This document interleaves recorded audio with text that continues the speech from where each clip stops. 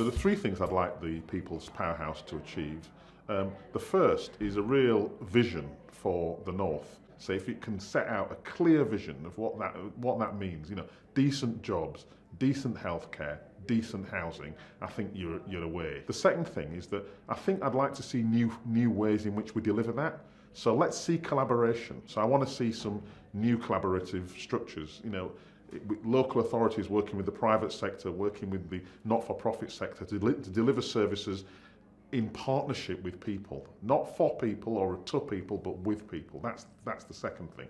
And I think the third thing is a real economic signal to the rest of the country that the North isn't the place that basically survives at the whim of the South, that the North is driving the economy.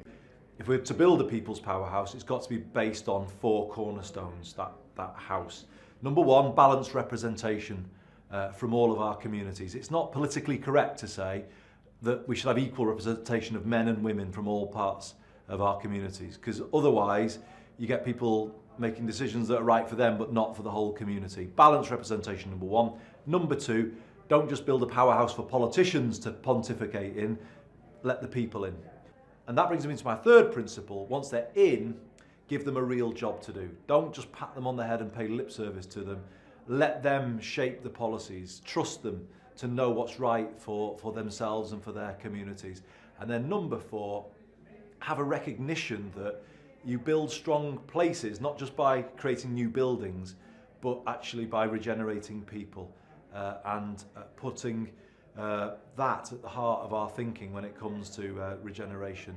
I think we need to change the conversation so that when we are thinking about great places and thriving communities and a thriving economy, you can't have a thriving economy unless you have thriving, vibrant communities. They are two sides of the same coin, and I want to hear that conversation, what we do and how we do it, with that in mind.